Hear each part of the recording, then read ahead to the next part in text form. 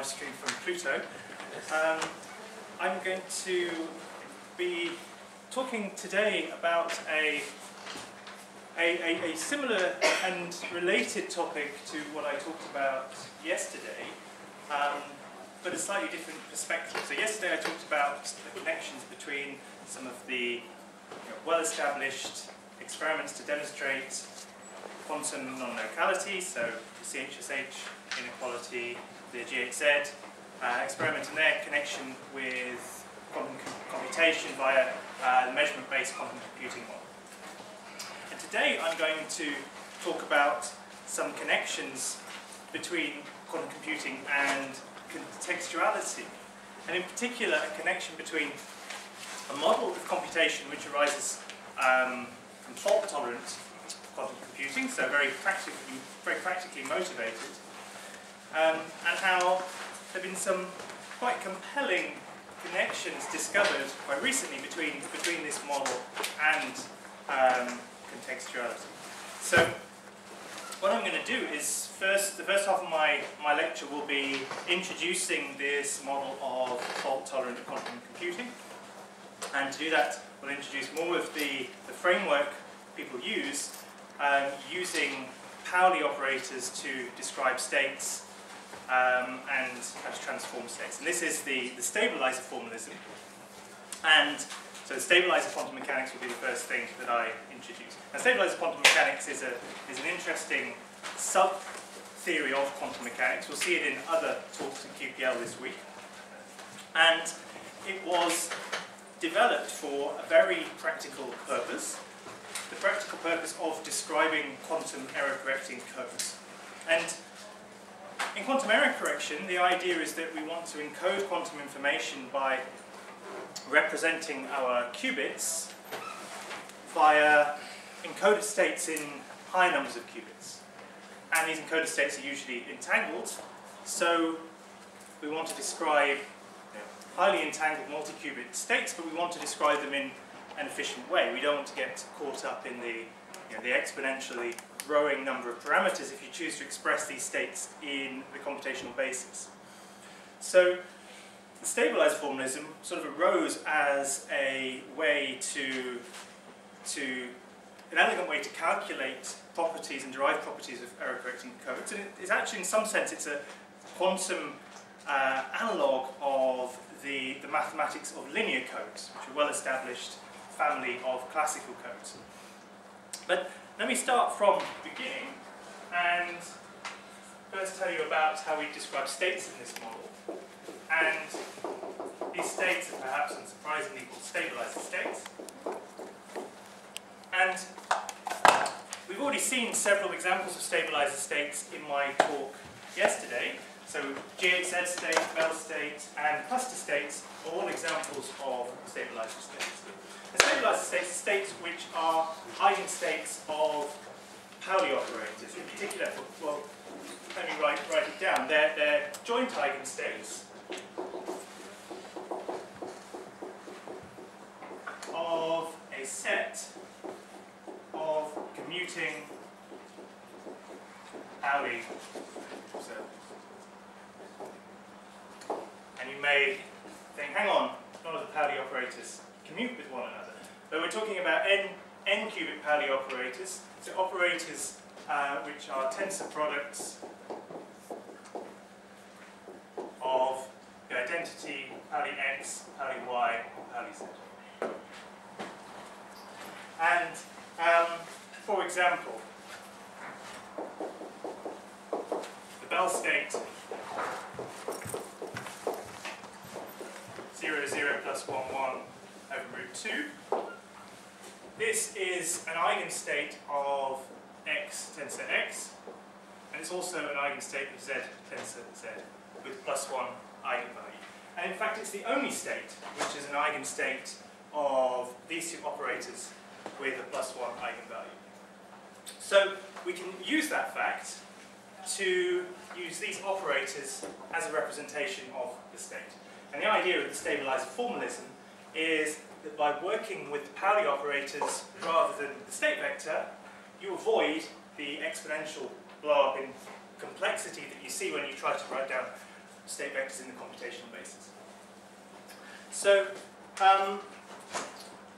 you see that x tends to x and z tends to z commute. What other properties do they have? Well, we can multiply them together and we get minus y tensor y. And of course, this state is also a +1 eigenstate of minus y tensor y. And the reason for that is if we have any two operators, sigma 1 and sigma 2, that satisfy sigma 1 psi equals psi, and sigma 2 psi equals psi, then trivially the product sigma 1 sigma 2 psi also leaves the state invariant. So the stabilizer for a state is the set of Pauli observables, and we define these Pauli observables including plus and minus 1 sign, so they're the Hermitian Paulis, and we allow ourselves to use both plus and minus forms of the operator. We take a set of these. The set will generate a group, and this is an abelian subgroup of, in fact, the whole group of Pauli operators, which we call the Pauli group. So that's an example of a stabilizer state, and the reason why it's so powerful is that this abelian subgroup has 2 to the n elements. Okay. You can verify yourselves, where n is the number of qubits describing the state. And to describe such an abelian group, we only need to write down n generators.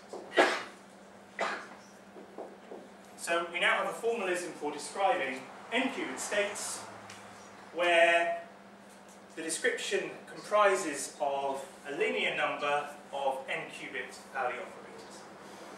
So you see that this is a very compact representation of these states.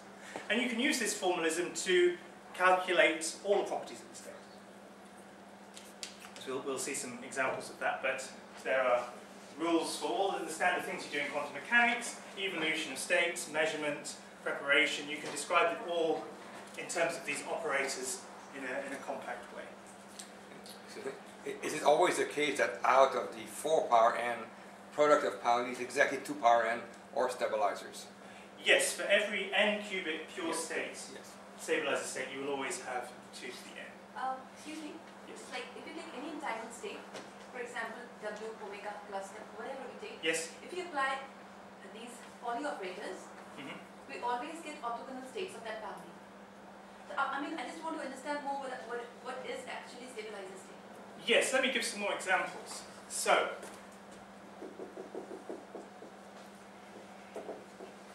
it's any state which is where we can write down a set of 2 to the n commuting Pauli operators, and this state is the joint +1 eigenstate of those operators. And that state is always unique up to global phases. Here's another example. So the GHZ state, 0, 0 + 1, 1, 1. Okay, so it has a stabilizer which is generated by x tensor x tensor x, and you can see that this state is a +1 eigenstate of x tensor x tensor x. We flip this operator will interchange these two terms. And it's also an eigenstate of z tensor I. And from now on, when I'm writing down tensor products of these Pauli operators, I'll suppress the tensor symbol to sort of save my writing. So z tensor I, because when z acts on a pair of states, if they're even parity, it leaves them invariant. So z tensor z acting on 1, 1 leaves the state invariant, 0, 0 leaves the state invariant. And sure enough, through the symmetry, we'll also have ZIZ. And now we have 3 operators which will now generate the whole stabilizer for this state. So, for example, we can take the product of these 2 operators and get IZZ. And we can multiply this with this and get the minus XY operators and permutations of those which appeared in the GHZ paradox experiment we talked about yesterday. Okay. So this will also give me maximal dense coding? These set of operators? They should give me maximal dense coding? They might do. I'm not going to talk about dense coding today. They certainly, stabilizer states arise in all sorts of areas of quantum information, in dense coding, in teleportation, in measurement-based quantum computing, and quantum error correction. But I don't want to go into those applications today. So graph states, we saw yesterday that we have graph states defined by graphs, and the definition was that we prepare every vertex corresponds to a qubit, and we prepare it in the plus state, the 0 plus 1 over root 2 state, and then we apply the control Z operator. And we find that such states have stabilizers with generators of a very simple form. They always have the form of an X operator on one of the qubits, and then a Z operator on all qubits which are connected to that qubit on the graph. So here's an example one of the generators. And there is a generator of this form for each of the nodes of the graph. There are n of them, and you can check that they commute and they're independent and they generate the whole group. So when I say two operators are, or when I say a set of operators is independent, I mean that no operator in that set can be formed as a product of other operators in that set. It's like the operator version of linear independence.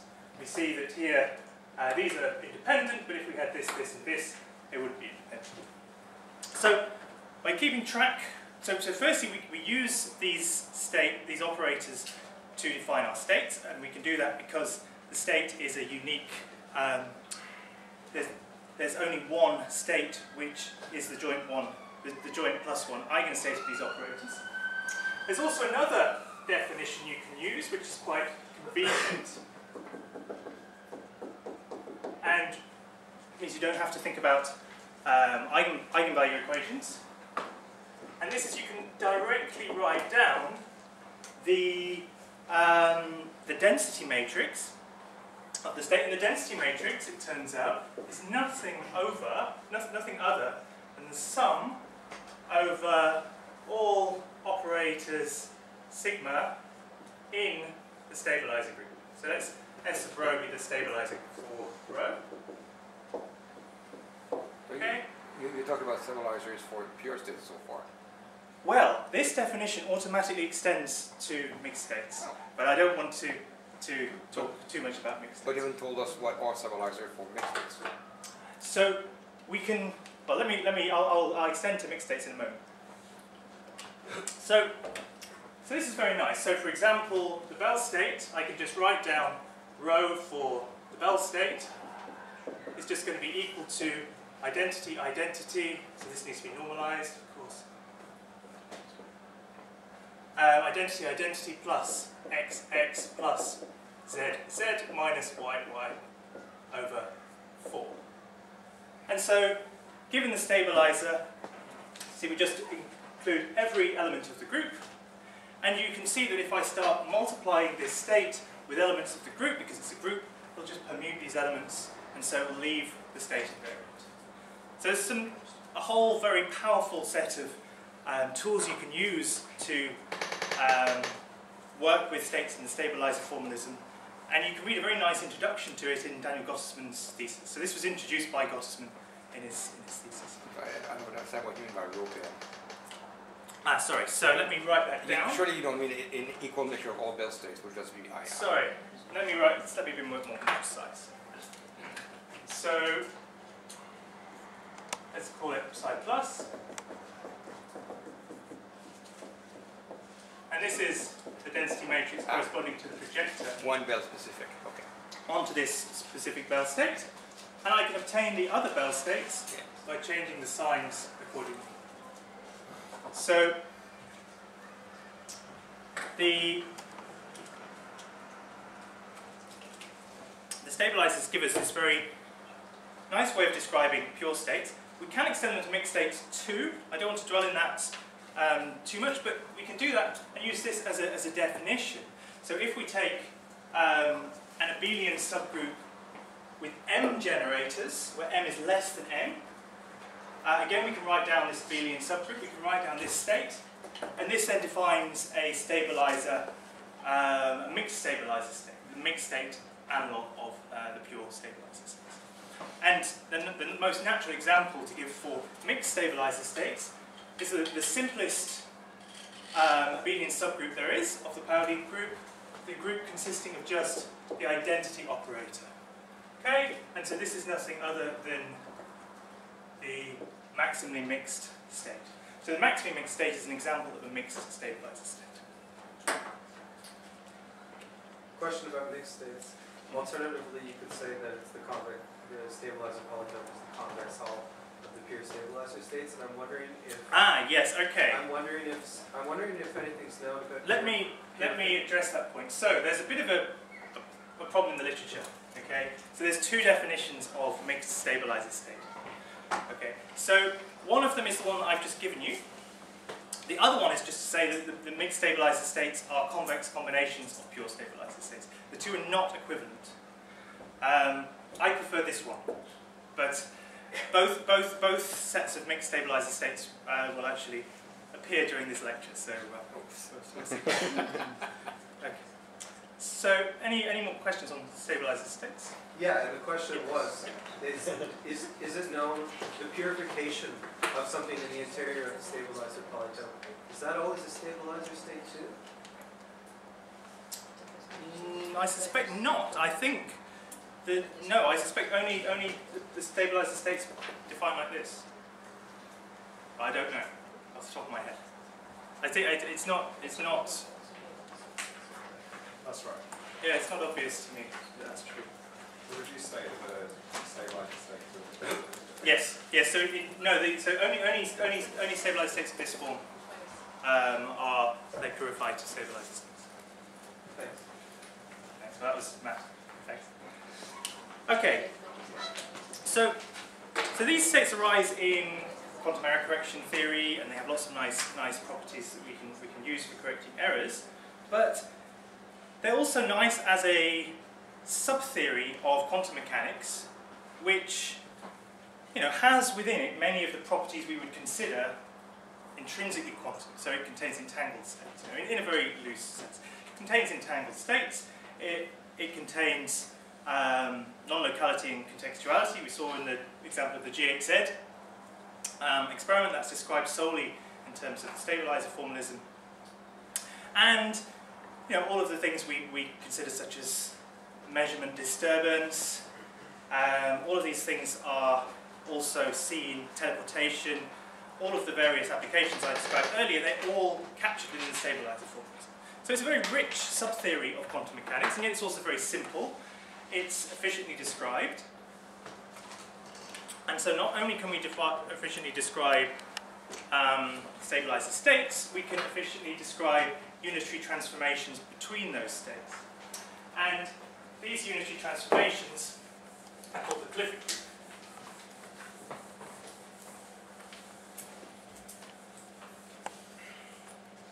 And the Clifford group,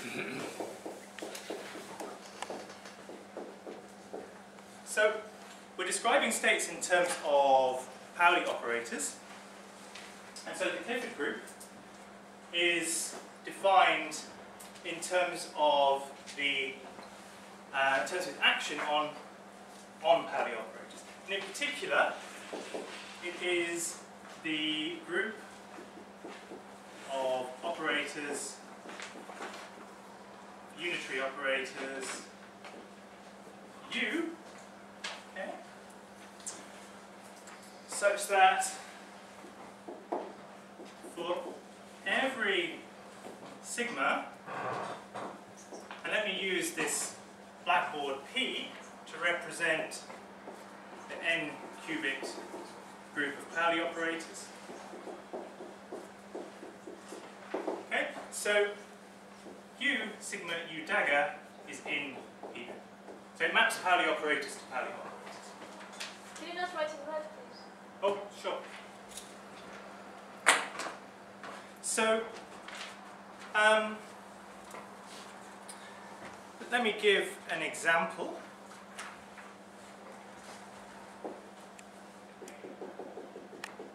And the Clifford group, you'll see, contains many very familiar quantum gates. For example, Hadamard gate, we know takes 0 to plus and takes 1 to minus.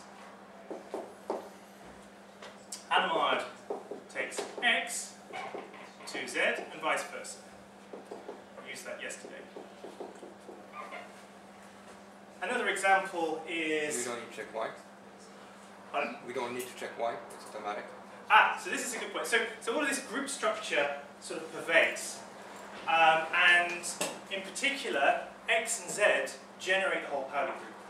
So if I once I've checked some properties for x and z, it automatically implies the properties for y. And we can see, it's worth writing this down actually. So h, y, so if x and z are mapped to Pauli's, the whole Pauli group will be mapped to Pauli's. So x, h, y, h is equal to h, I, x, z, h, which is equal to I, z, x, which is equal to minus 1.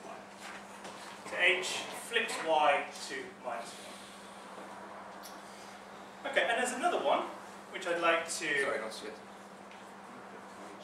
But two H's in Yes, Take sorry. it, take it. So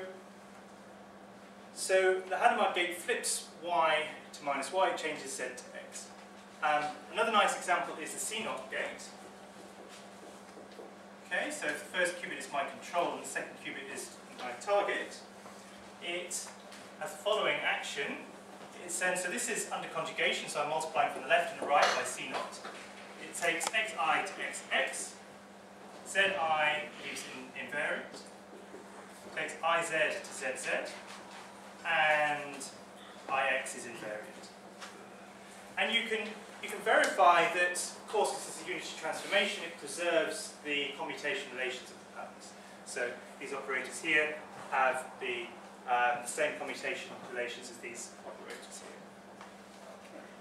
And it turns out that to generate the whole Clifford group, I only actually need to add one more gate to Hadamard and the C0 gate.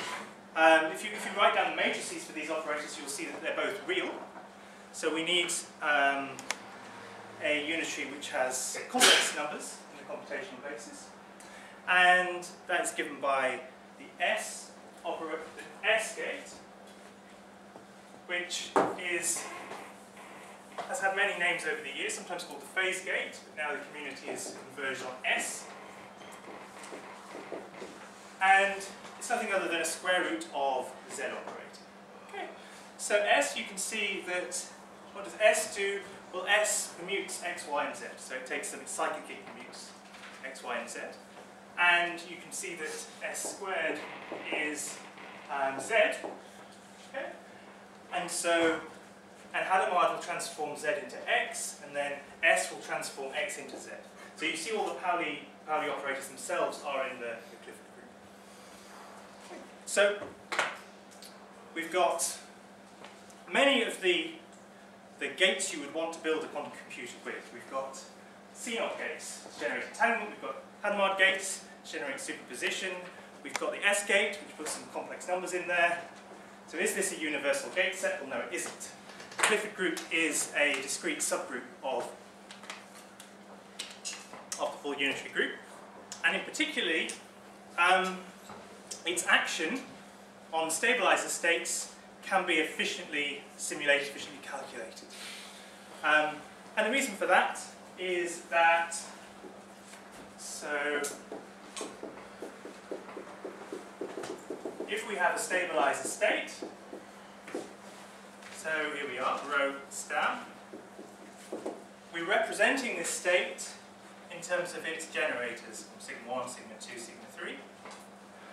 And so our update rule for updating the state is just to update these sigma I generators to the transformed generators U, sigma 1, U dagger, U, sigma 2, U dagger, U, sigma 3, U dagger.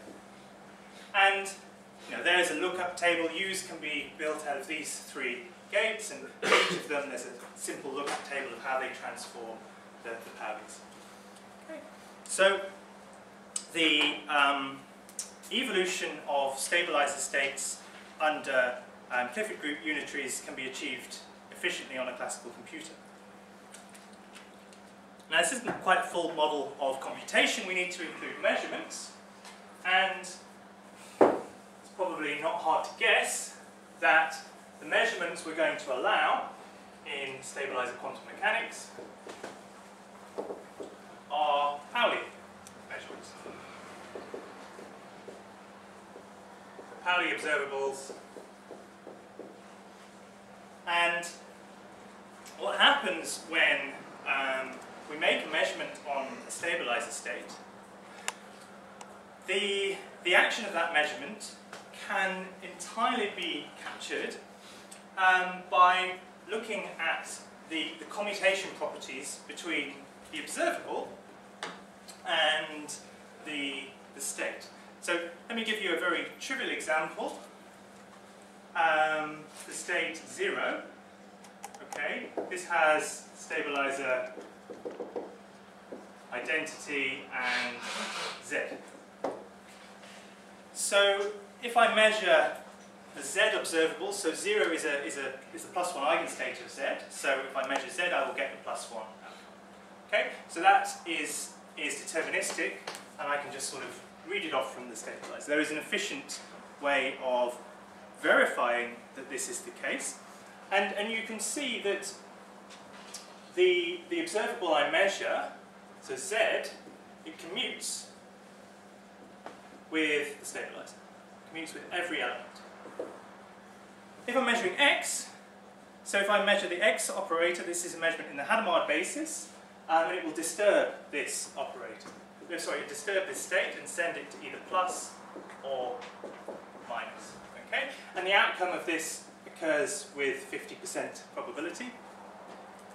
And this type of measurement is distinguished by the fact that Pauli X does not commute with every element of the stabilizer. In fact, it anti-commutes with Z.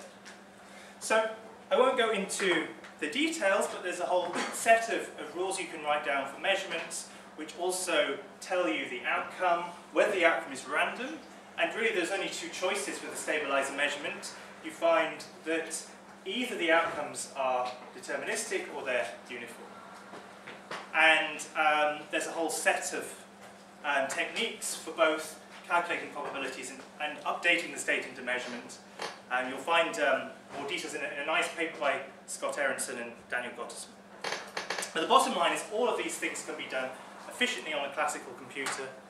And indeed this model even sits in a very simple complexity class. There's a complexity class called parity L, which is sort of the same complexity class which describes the complexity of calculations with linear codes. Aronson showed that stabilizer quantum mechanics is also in the same complexity class. So in many ways, this is the natural quantum analog of the linear codes, and it even has the same complexity. So, okay, so this seems like a problem for fault-tolerant quantum computing. I said that these Clifford group play an important role in fault-tolerant quantum computing, and in particular, that important role is that for most, not all, but most proposals for fault-tolerant quantum computing, the only operations that can be performed fault-tolerantly natively within the model of computation, the only operations are protected. The only ones that are error protected are stabilizer state preparation, Clifford group unitaries, and Pauli measurement. Okay, and to some people in the audience, the first line and the bottom line will be the same thing. Okay, and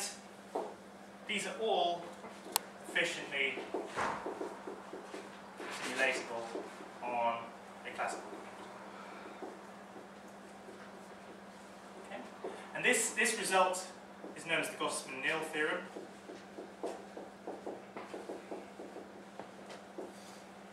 They were the first two to point this out. So, the stabilizer quantum mechanics, it has this beautiful feature that we can simulate it efficiently on a quantum computer. It has many other nice properties which make it ideal for fault-tolerant quantum computing. But then it has, there's the unfortunate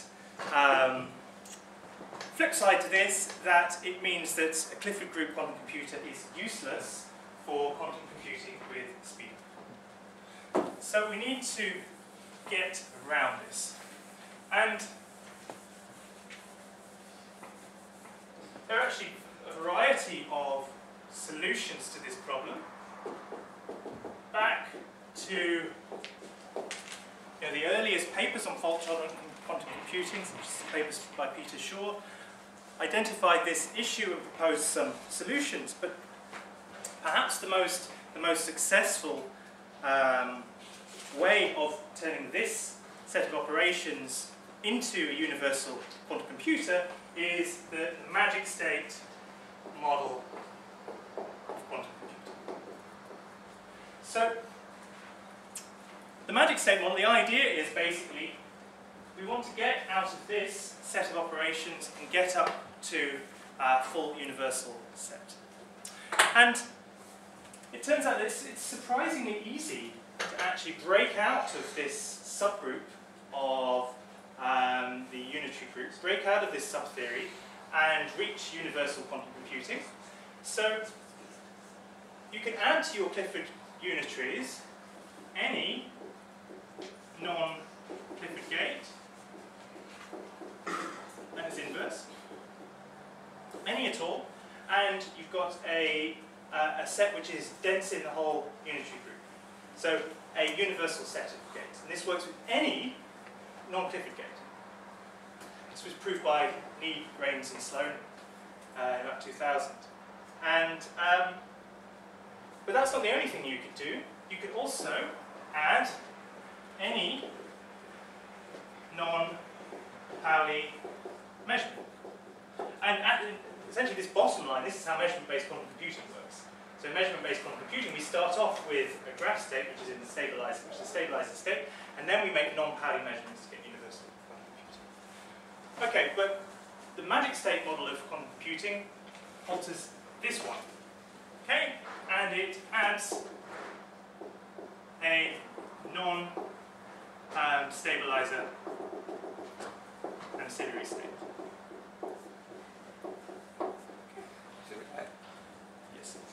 I'm mixed up about something. You define stabilizer group as a set of operators that stabilizes a given state.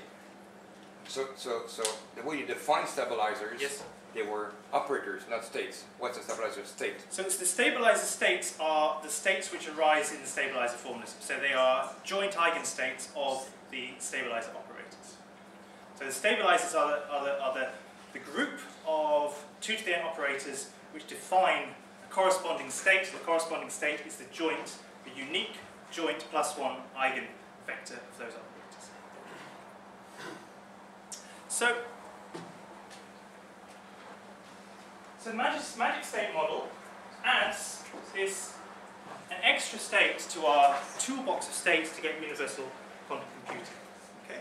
And it does this. The trick is something called state injection. And what state injection does is it allows you to use an ancillary state to perform a quantum logic gate. It's extremely closely related to mathematics of teleportation. It's also extremely closely related to measurement-based quantum computing. And so I'm going to derive it for you, basically using almost the same circuit identities I used yesterday to demonstrate how measurement-based quantum computing achieves a Hadamard gate. So let me start with the circuit I had yesterday. For those who are observant, I've actually flipped it upside down. So now I've put psi on the top, and I'm bringing in an ancilla plus, and I'm going to do a control Z gate between them.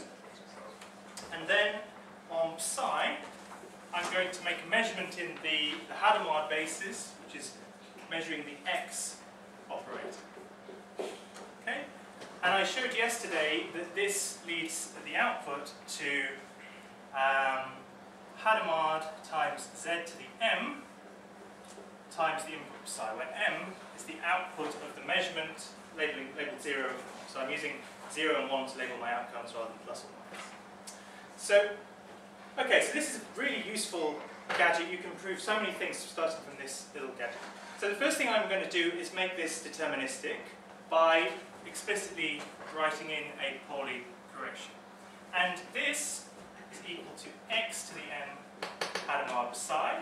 So if I put an x operator conditional on this measurement outcome m, then the output of this will be no longer have a non-deterministic Pauli error in, it will just be h psi. Okay? So I took the non-deterministic circuit producing h psi up to this Pauli x, and I've corrected that Pauli x, and now I've got an identity. This arrangement is equivalent to just a Hadamard gate on psi. Okay. So now we can play with these identities. The first thing I'd like to do is actually remove the Hadamard gate, so even simplify things further. So if I put a Hadamard gate in the beginning, of course, now I have Hadamard squared acting on my qubit. So I've now converted this whole thing into the identity channel. So identity channels are always nice things to work with.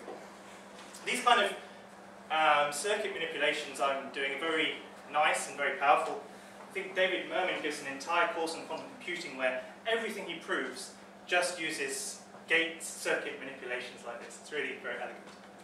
So there's, as I mentioned yesterday, there's a close relationship between controlled z and controlled x. So controlled x is equal to a controlled z surrounded by two Hadamards. Okay, so I'm going to use that identity here. Let me put a pair of Hadamards here because Hadamard is self-inverse. Okay, and so now here I've got a controlled knot.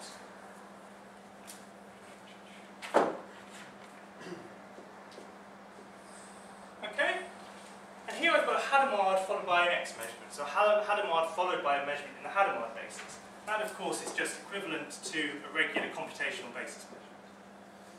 Okay, so this little identity, there are many different ways you can derive it and write it down. It's just an identity map for the identity. It's just an identity for the identity.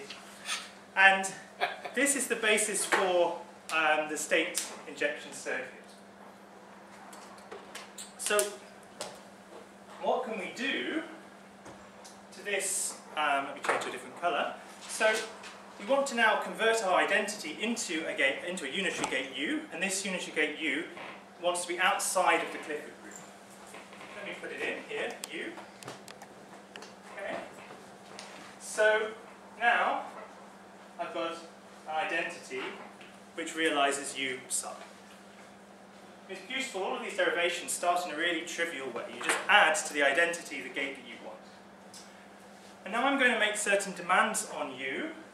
I'm going to say that U is diagonal in the computational basis. So if U is diagonal, then I can do the following thing. First of all, I can put U dagger here into my circuit. Of course, U dagger is the identity. But now, because I've asserted that U is diagonal in the computational basis, it commutes with the control of this control knot. So then I can bring this U all the way out to the state preparation, and now I have U plus. Okay? And then the final step, you see, I now have U dagger x to the m U. I can put those in a single box. I have ux U dagger to the m. The reason the order of U and U dagger has changed is because we multiply operators in the opposite order when we write down operator multiplication and when we write down quantum circuits. So, okay, so now we're there. This is the circuit for state injection. So the idea is, if I take this state U+, this acts as a resource state which allows me to implement the gate U on psi. Okay? And you see, I can do this deterministically as long as I can do Ux U dagger. Okay? If I can do Ux U dagger, then this allows me to realize U through state injection. So I now impose that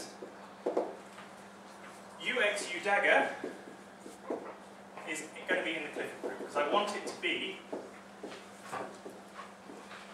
in the set of gates that I have available to me.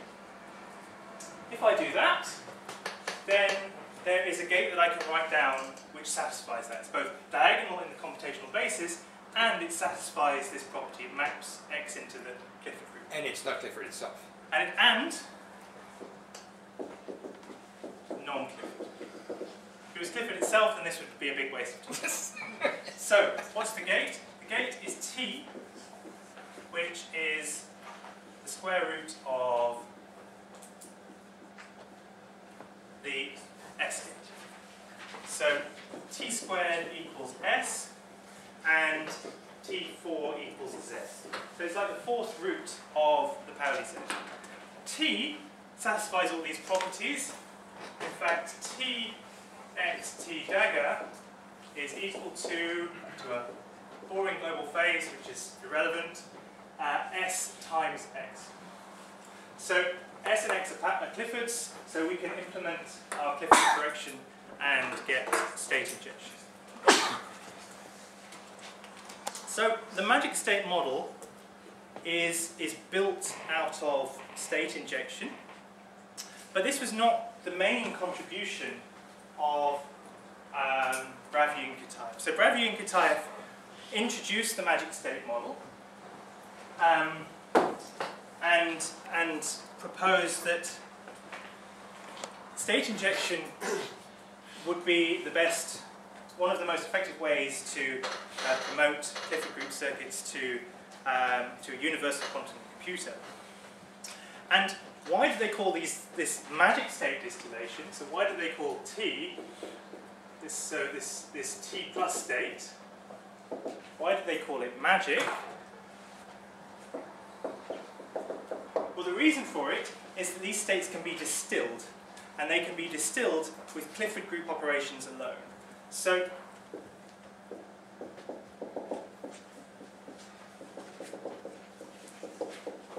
this is Browne and Kitaev's both invented the model and call these things magic states. So they're magic. So the T state is magic because we can use it directly for state injection to get non-Clifford gates, but also, now let me draw a bit of the block sphere and show you where the T state is. So the T, so you see it's a rotation around the z-axis. The plus state is living on the equator of the block sphere. So let me draw the equator of the block sphere.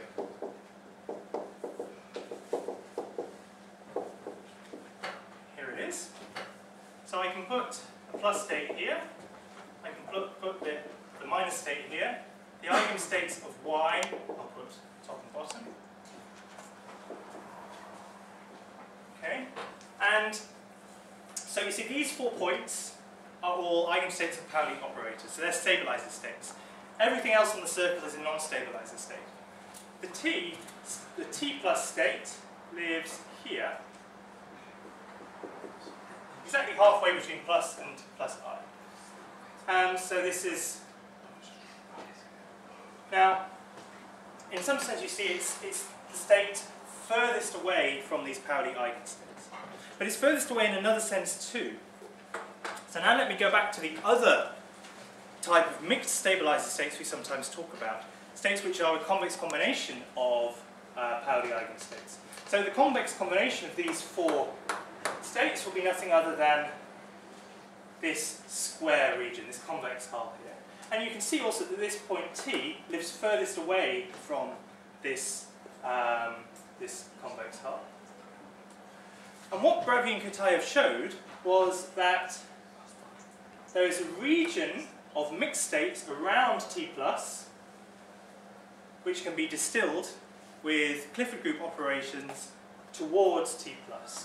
So meaning that you start off with many copies of rho, which is sort of approximately equal to the state you want. Okay, so we start off with rho down here, and we take many copies, and we can distill them through Clifford unitaries plus Pauli measurements, so we're not leaving stabilizer formalism, and we can asymptotically we can distill T+. Okay. So what that means is you take some number of copies of, this is very closely analogous to entanglement distillation. You take a certain number of copies of a noisy state here, and you can distill it up to back to the state you want, the T+ state. And this is very important for fault-tolerant quantum computing, because now we have a full recipe for fault tolerance. We have fault-tolerant models which allow us to implement Clifford group unitaries and stabilizer quantum mechanics. And we just need to augment one of these magic states, and the state does not have to be pure. The state that does not have to be, this state preparation does not have to be protected by your error correction. We can afford a little bit of error, and magic state distillation then will remove that error within the protected quantum computer. Do you get the same number of copies of them? No, you get a tiny number of copies. So this is inefficient. You start off with a large number of noisy states, and you get a small number of clean states, if you like. It's very analogous to entanglement distillation. And the way that you get these rows initially is by using non-fault tolerant preparation. So your quantum computer is trying to build this state, but it's noisy, so it's missing it.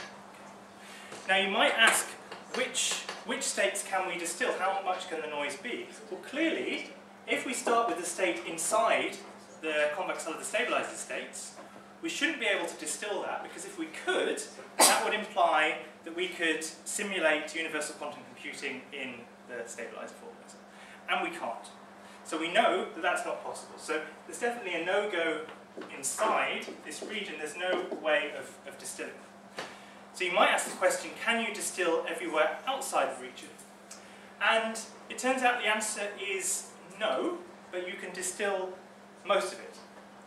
So my example here, in the equatorial plane of the Bloch sphere, it was shown by Ben Rijkaard, you can actually distill all of the states that lie outside the stabilizer octahedron in the equator.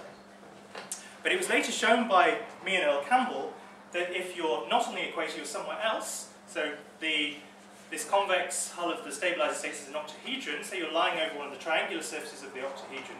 There's always a finite region close to that surface which is not distillable. Nevertheless, the vast bulk of the states outside the stabilizer region can be distilled, so they are resources for promoting Clifford group computation, Gottesman-Nil simulatable computation up to universal quantum computing. So you can start from the other side and distill it back to T. Yes, so you can start anywhere. So all of these things are equivalent up to Clifford transformations. So you can get back to where you want to be. Yes. So if you go above the equator, are there states that you can use to distill that still have positive Wigner representation? I'm going to talk about positive Wigner representations tomorrow. The fact that, I mean, just for the experts, so just for you, you may have seen. So this. Okay, no, I'm not going to say what I was going to say. But there is a relationship between positive Wigner functions and the fact that you can distill everywhere in this region that I've just realised. So that was a very good question.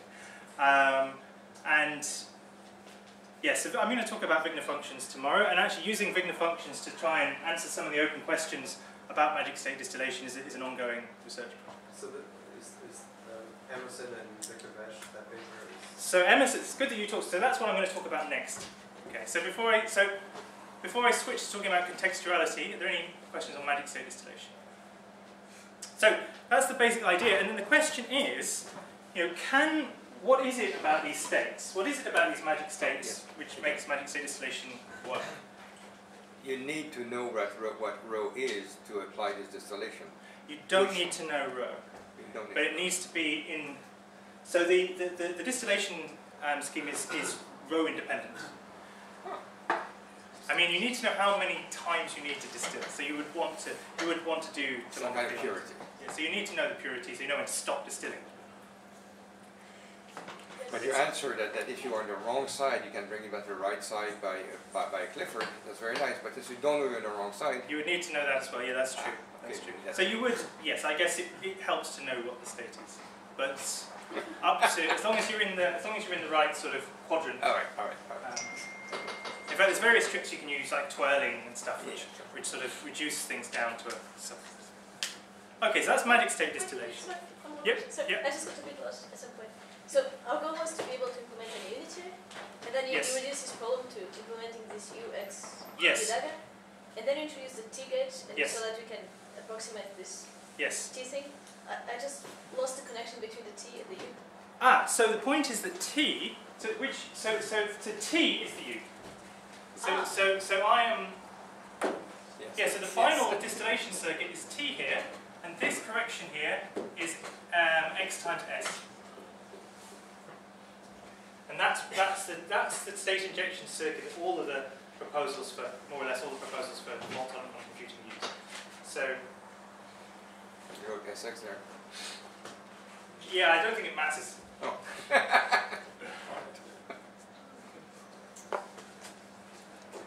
Okay.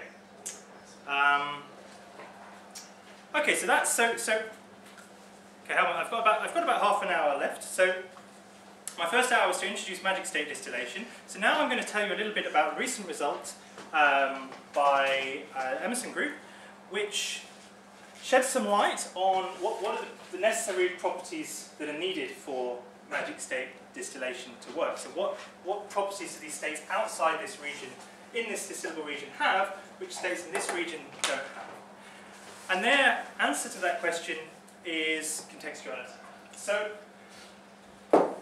there was, again, I don't want to talk about Wigner functions, because I'm going to talk about Wigner functions tomorrow, but so I think this idea can be traced back to a paper by Ernesto Galvao, who was studying Wigner functions. I'm going to talk about this tomorrow. And he proposed that there might be something about the magic states which could be connected to the negativity of Wigner functions. And we know there's a connection between negativity of Wigner functions and contextuality, which I'll talk about tomorrow. So this was the early idea, but it doesn't really work for qubits, again, as I'll show tomorrow. So what does it work for? It works for qubits. So as a brief aside, before I start talking about contextuality, let me just tell you about the qubit stabilizer formalism. Okay, and so, just the black pen. So we now have a d-dimensional systems as our basic information carriers. D is going to be an odd prime for reasons of technical convenience. And we can just write down analogues of the Pauli operators. So x in d dimensions becomes the cyclic shift. So it maps state j to j plus 1, where plus is addition modulo 2, and z is a cyclic phase shift. So all these things are built out of the cyclic group ZD. Presumably it's addition modulo D. Yes. Yes, did I not say that? You said 2, yes. Addition modulo D. So everything is more D, everything's built out of the ZD cyclic group. Okay? Now what I'm going to say more about the stabilizer formalism is that you can now build exactly the same stabilizer formalism out of this. When you're working on prime, ZD is a field, and most of the properties of cubic stabilizer formalism go across nicely. Most, but not all. Most of them do, and everything I said about writing down stabilizer states, Clifford group, efficient simulation, all of that goes through to the QDIC case. And magic state distillation also can be done in the QDIC case with a very similar state injection circuit to this. So many of the things I said about QDICs go straight across into QDICs. The reason I need to bring that in is because Emerson et al.'s main result is for QDICs and not for QDICs. So what do? They introduce contextuality. Okay. So the idea of contextuality is to show that quantum mechanics is inconsistent with a non-contextual hidden variable model. And by non-contextual, that means that any variable, any hidden variable that I assign to a observable, so to say that like predicting the outcome of a measurement, for example, should not depend on other measurements that I make simultaneously with this observable. So in quantum mechanics, we know that we can measure commuting operators simultaneously.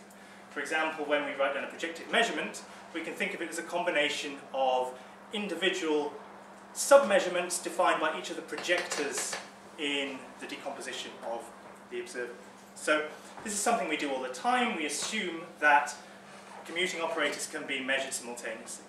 And in a non-contextual theory, then, the value you assign to the element of reality associated with your measurement should not depend on the measurement context. So, a nice simple example is the theatrical pentagon.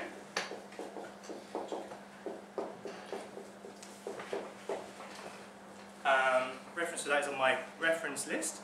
And they considered a QDIT, actually a Q-trit. So, Q-trit, that means D is equal to 3. We can write down a whole bunch of possible measurements we can make. And let's define our measurements in terms of just, so this is Q-trit, so our projective measurements will be defined by triples of orthogonal vectors. So we consider 5 triples of orthogonal vectors. Okay, let me write them down. So 1, 2. The states, so there's going to be 10 states here. 1, 2, 3, 4, 5, A, B, C, and D. This is set 1, 1, 2A. Set 2 is 2, 3, B. Set 3 is 3, 4, C. You can probably see the pattern. Set 4 is 4, 5, D. And set 5 is 5, 1, E.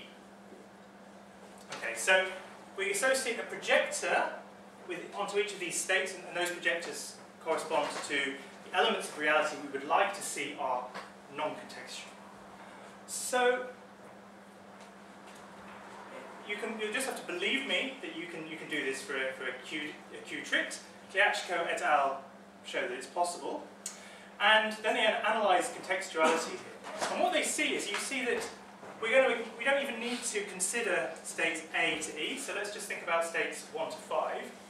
You see that each of these states sits in precisely two of these sets of orthogonal triples. Okay?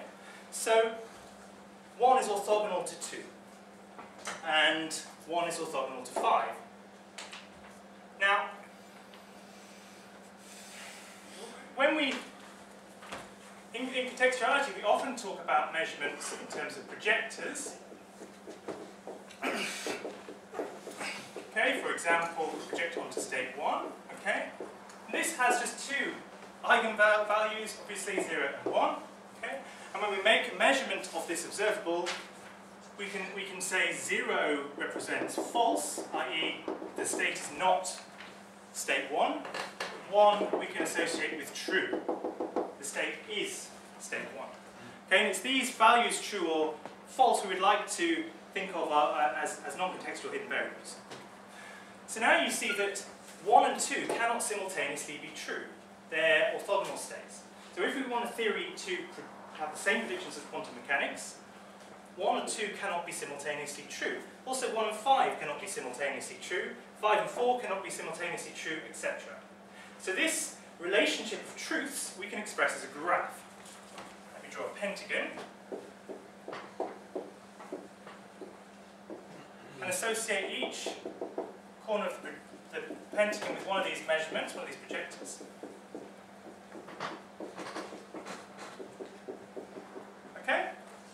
And you can ask, in any experiment, what is the maximum number of these projectors which could evaluate to true in a non-contextual hidden variable theory? Yes?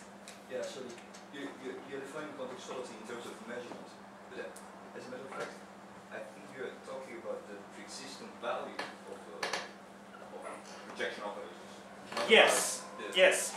Okay, so I don't want to get too technical on my definition of contextuality. There are better definitions of contextuality, and I don't have really time to go into that in depth. So this is sort of quite a toy illustration of contextuality, but it's enough to illustrate what how it is done. So let's just keep this as a very simple notion of contextuality. There are more sophisticated ones. Okay. So how many of these things can simultaneously evaluate to true? Well, let me make this one evaluate to true. So the way I've constructed my graph is that the edges on this graph connect values which cannot be simultaneously true. Okay? And they're not they can't be simultaneously true because of these orthogonality relations. So we call this an exclusivity graph. It connects things which cannot be simultaneously true. So if I set 1, 1 to be true, 5, 5 and 2, 2 cannot be true. So then I can set one of these to true. But now I can't set the other one to true because it's next to that one. So the maximum number of true values is 2. So this can be used to construct an inequality very similar to a Bell inequality, but for this sort of contextuality scenario. So in particular, so I can write this down more formally as the expected number of truths. So what does that translate to? It turns out it translates to this expectation value over projectors. Okay, so I sum over the expectation values of these projectors, and they, in any non-contextual theory,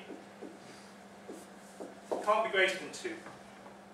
Okay, for that simple argument that I've just given.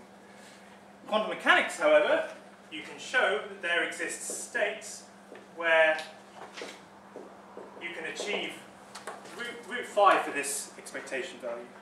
And root 5 is 2.23, so it's larger than 2. So this is an example of contextuality experiment. You could do this experiment, you could measure this expectation value and see a violation of this demonstration of non-contextuality. So this is a very nice, simple example of contextuality. It's also a powerful one because it can be generalized. And it can be generalized in a very simple way. So this is quite a recent result due to Cabello, Severini, and Winter. And so what they did, they took this exclusivity graph formalism, which has been around for a long time. I think they actually first started doing this in the 70s, and I think this goes back a very long time, this sort of way of writing down exclusivity graphs. And they realized you can make a connection with some techniques from graph theory. And the first thing they realized was that this, our non-contextual hidden variable model bound, well this, for this graph, this is equal to something called the independence number. Independence number of a graph. So what's an independence number? An independence number, so an independent set is a set of vertices which are not connected. An independence number is the largest size of over all the independent sets. So you can see that our true value assignment has to be an independent set, and we will get the upper bound of this by finding the largest independent set. So we get the independence number. The quantum bound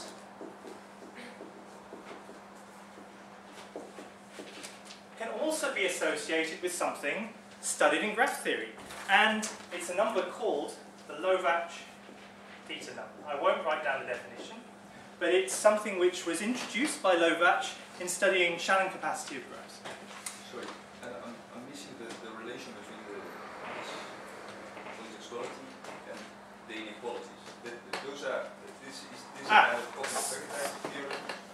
So this expectation value that I've written down here, in words, this means the upper bound to the possible number of truths you can get in any experiment. The expectation value. So if I were to make measurements of these, is how many of these can we assign the value true to? And this is written as an expectation value. There's always this funny dance in these contextuality ideas where we're talking about hidden variable models, but everything's written down in terms of quantum mechanics. But I hope that's good. This is just the number of truths, more or less. So it's a consequence of that. It's not a well-type inequality. It's a consequence of the structure of the graph. And the structure of the graph comes from the relationship here, which is due to the orthogonality of the states. So these are the logical steps in the argument. You identify observables which are mutually exclusive, construct your exclusivity graph, and then you can start calculating these graph theoretic quantities. And the powerful thing is you can calculate these two things for any graph at all. So they generalized this idea to an infinite family of graphs, and then you've got this sort of Swiss Army knife for contextuality. Given an experiment, you can identify an exclusivity graph and show that its Lovács theta is greater than its independence number. You've got an indication of a violation of contextuality, of non-contextuality. Dan, can I ask a pedantic point? There's Lovács theta abound on the quantum bound. They're not exactly always the same, right? No, they're the same. They're the same. It depends what definition you use. So in the Cabet set reading winter, where you don't impose normalization, it's the quantum bound. If in the other approaches where you do impose normalization, it's not. Okay. In this paper, they're the same, and it's just another case of proof by showing two things are the same. So the way we derive this, the way we derive the quantum upper bound, I have not explained, but Tiashko et al. Have a very nice geometric argument. How is the Lovács theta defined? It's defined in a very nice geometric way, and these two nice geometric constructions are the same, and this was their observation. Okay, but you see the power now. We've got a very general framework for studying contextuality. So now I want to move on to Howard et al.'s result. I think, well, just maybe a few words on the difference. First I'll tell you what they've done, then I'll tell you why it doesn't work for QDITs, and then I'll tell you a little bit of the technicality of what they've shown. So this is a paper by Mark Howard et al. Emerson's group. Something entitled something like "Contextuality provides the magic of quantum computing." I don't know how they got away with that title, but what did they show? So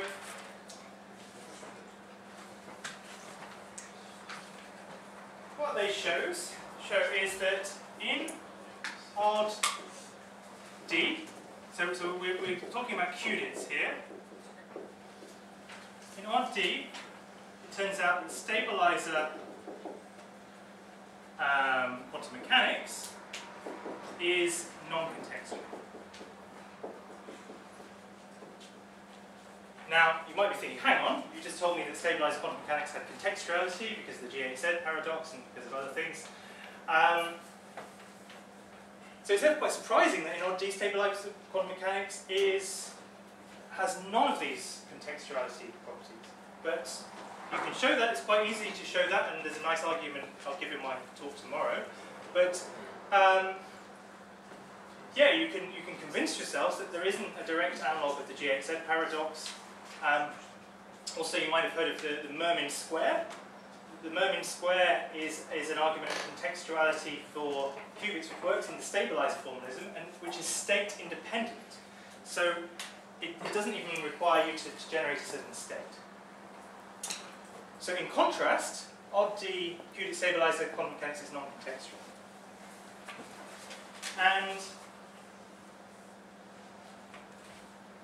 any state which is suitable for magic state distillation. So I'll call this, let's say, sigma. And so in my picture, bearing in mind that this is not for qubits, but I'll use qubit box through as an analogy. So this would be any state outside this stabilizer region. Okay. So this any state, if we take sigma tensor rho, where rho is any state at all, and it could be, for example, the maximum mixed state if you want. There's for a technical reason they have to make their arguments in terms of pairs of states. So any state which is suitable for this, there is a set of projectors, okay, for which you can write down an exclusivity graph. Running out of space on the board, okay, and this exclusivity graph. So again, I'm not going to go into the details of their construction. The projectors they use are projectors on stabilizer states. There's some details there that I'm missing out. It's basically they're constructing them out of projectors onto stabilizer states. So they get an exclusivity graph, and they find the independence number is, what was it, d cubed. And what they can show is for sigma tensor rho, basically this expectation value over the graph. Okay, beyond the first exclusivity state. No, I've just used a cubic picture. There's no block sphere picture for qubits. So think of this as just a space. Okay, this is some slice through a cubic space, and we have a set of states which are Gaussman-Nil simulatable, and a set of states which we could use for magic state distillation. So basically what they show is that if and only if the state sigma is outside of this region, they get a violation of non-contextuality. So they get this value, this expectation value of truth, is greater than d cubed. And they only get this violation when they're outside this region of states which are covered by Gaussman-Nil simulations and a slight generalization. No, it's not. But we already know that everything here is contextual. But what it's not, so this is a necessary condition for magic state distillation, it's not a sufficient condition. So they did not show that any state which is contextual automatically can be distilled. We don't know if that's true or not. It might be true, but at the moment I don't think we know that that's true. So that's the statement of what they did. Any questions on that? Good. So, could you just repeat again, this is from the other section, which ones are not distillable, the result that you found about, or just even in the 2D case? So, let me talk a little bit more about that. So, it turns out that, so for d equals 2, we had the following picture, we had this nice slice, okay? So, turns out for d equals odd, then you can make a stronger claim about distillability. So I said there was a no-go here for these stabilizer mixtures. Okay, so if we have inside the convex hull of stabilizer states, okay, we have a no-go theorem. There's actually a slightly stronger no-go theorem when D is equal to odd. And so let me now, this is some slice of some higher dimensional system. Okay, here are the stabilizer states. Okay, and try not to get this wrong. So there's a very nice diagram of this in their paper, which I will now refer to. So, okay, so I need a few more sides on my stabilizer thing. Okay, let me start again.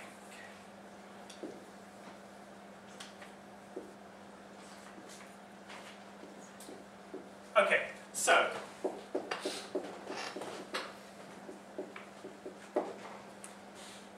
we've got our stabilizer states, and there's also a larger region of non-distillable states, and these are known to be non-distillable because they have a non-negative Wigner function. And if you know what a Wigner function is, that means something to you. If you don't, I'm going to introduce them in my talk tomorrow. But so there's a slightly larger region of states which are not distillable. Okay. And what they showed was that it's this boundary, this boundary of the negative Wigner function states, which is the boundary of the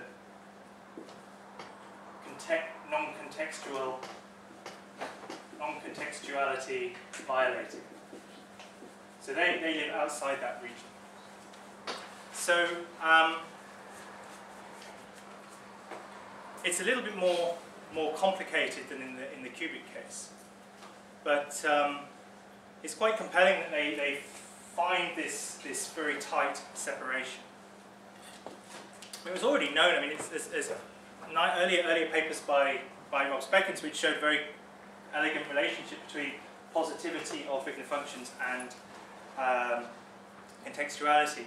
This is an explicit example with an explicit experiment you could do to demonstrate that contextuality. And they've shown that every state that is not useless for magic state distillation will violate in a non-contextuality. Could there be some equivalent to kind of bound states and kind of contextuality to kind of some? Yes. In fact, these states are we call them bound states for magic state distillation, because just like in bound states for entanglement, they are, so they're not entangled but they're non-stabilizer, and yet they're non-distillable. So these are precisely the analogues. Yes? So the result is for any odd B, not just odd prime. So their result is only for odd prime, and I think there are some technical reasons for that. We don't fully understand universality for quantum computing with Clifford group and state injection for non-prime dimensions. We do for prime. So I think that's why they restricted themselves to prime. My suspicion is this will work for odd prime. The relationship between Wigner function positivity and contextuality is known for all odd dimensions. And so I expect this result might go through, but there may be something funny that happens. Basically, the Clifford group is well behaved in prime dimensions and less well behaved. When I say well behaved, it behaves more like the cubic case. Prime power too. Yes, in prime power it's not quite the same. But in their paper they restrict it to prime dimensions, and I suspect they could. So the result by Howard is in odd prime. Odd prime. Certainly this one. I mean, someone may have generalized that to or odd dimensions since then. I wasn't able to find a paper on it, but it seems a natural thing to do. I mean, maybe it doesn't work. Okay. What do these exclusivity graphs look like? Yes. So what do they look like? They're a mess. Okay. This is the one. So they can apply their approach to qubits, When they apply to qubits, of course, it doesn't really tell them anything about contextuality because qubits stabilized formalism has state-independent contextuality built in. But nevertheless, you can still prove this. And this is the graph we get. How many nodes does it have? It has a lot. I think it's 18, 30. That's 30 nodes. And so the technical achievement in this paper is impressive because they prove it for all of D, and these are very complicated graphs, and they prove it in generality. I'm not going to start drawing these graphs. Yeah. Any more questions? What was the role of rho? Pardon? What was the role of rho? What is the role of? So this is an interesting question. Their construction does not work unless they have an ancillary system, and yet the ancillary system can be in any state. And the reason for that is it's related to the set of projectors they choose. So they choose projectors which are projectors on stabilizer states, and for a single qubit, that defines a set of mutually unbiased bases. And when you've got a set of mutually unbiased bases, it means that each projector only belongs to one basis. So there's no contextuality. So for that technical reason, it seems natural, because this is sort of a witness to, this contextuality, it's sort of a witness to non-stabilizedness, it seems natural to build the projectors for the exclusivity graph out of stabilizer projectors. And yet, it doesn't work if you just consider stabilizer projectors on a single system, you don't get any contextuality. Okay. Good. Okay, any more questions? I think it's almost lunchtime, so I'll finish there. Thank you very much.